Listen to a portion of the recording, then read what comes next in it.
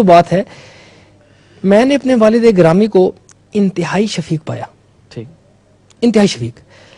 بظاہر وہ انتہائی سخت نظر آتے تھے، لیکن جتنے وہ سخت نظر آتے تھے وہ اتنے سخت تھے نہیں.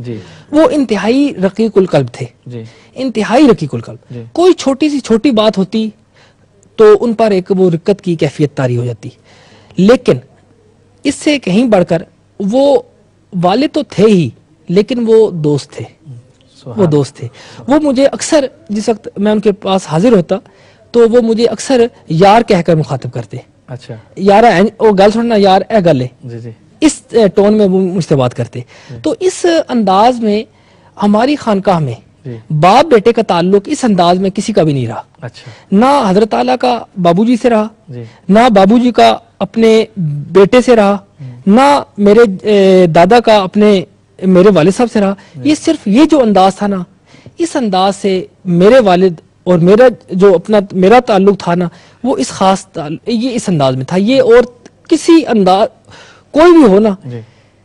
میں ایک مرتبہ اپنے والد صاحب کی خدمت میں حاضر ہوا تو میرے والد گرامی لکھ رہے تھے، تو میں بے تکلفانہ انداز میں اندر کمرے میں داخل ہو گیا. تو میں اس وقت بیٹھا تو اپنی بات شروع کی. اچانک میرے والد صاحب نے میری طرف دیکھا اور مسکرائے اور لکھنا چھوڑ دیا.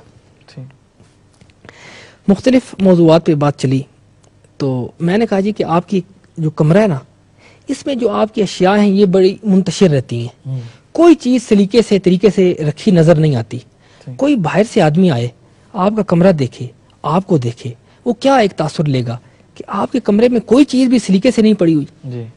آپ اگر میرے کمرے میں تشریف لائیں نا تو آپ دیکھیں گے کہ ہر چیز بڑے سلیقے سے بڑے طریقے سے ہے. تو وہ جو بھی آدمی آتا ہے نا، اس سے پتہ چلتا ہے میں انتہائی ایسے آدمی کے پاس آؤں جو انتہائی نفاست پسند ہے. آپ اپنا کمرہ جو ہے نا یہ مجھے اجازت دیں میں اسے سیٹ کروں. تو میرے والد صاحب مسکرائے اور میری طرف دیکھ کے فرمانے لگے، وہ جس وقت پنجابی میں کہتے ہیں نا تو بچو کہہ کے مخاطب کرتے. بچو، وہ اس طرح فرمایا کہ بچو گل انج ہے کہ جس وقت مڑے کول کوئی بندہ آنا ہے نا مڑے کمرے وچ، تو اسا مڑے تو علاوہ اور کوئی شے نظر ہی نہیں آتی. اسا مڑے تو علاوہ کوئی شے نظر ہی نہیں آنی. تو اس دا مطلوب تے مقصود ماں ہی ویکھنا ہونا ہے، کیونکہ مڑے اندر او کچھ نہ کہ اسا میں باہر اپنے اندر تو نکلن ہی نہ دینا. تو تساں نے اندر خالی نہ، تسی کمرے سجا کے رکھنے ہو، تسی کمرے سجا کے رکھنے ہو تے تساں وا کمرے اس تو سجانے پینے کہ تساں کول اور کوئی جنس ہوئی تے کوئی نہ. تساں جس لے آنا بندہ اساں تکانا میں بھئی جناب اساں نے کمرے سجن، تسی انہاں ہی تکو اساں درنا ویکھیو. اس تو او تساں وا تے تینے چاچے مامے لفظ بولنے تینے چاچے مامے وا یہ چیزاں اس تو ذرا کرنیاں پے کہ انہوں نے اندر یہ جی شے کوئی نہیں. تے تساں سارے وا یہ چیزاں اس تو تکلف نال ذرا ایک سجانیاں پینیاں تو ماں اس تکلف کی ضرورت کوئی نہیں. تو اس طرح وہ اپنی نجی محافل میں، اپنی نشستوں برخاست میں وہ ایسا ایک تربیتی حوالے سے وہ تربیت کرتے کہ میں سمجھتا ہوں کہ اس نیچ پر کسی نے بھی تربیت نہیں کی.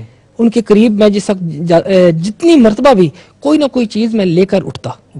کبھی ایسا کوئی موقع نہیں آتا کہ میں ان کی محفل میں گیا ہوں اور میں نے وہاں سے کچھ لیا نہ ہو. ہاں بالکل.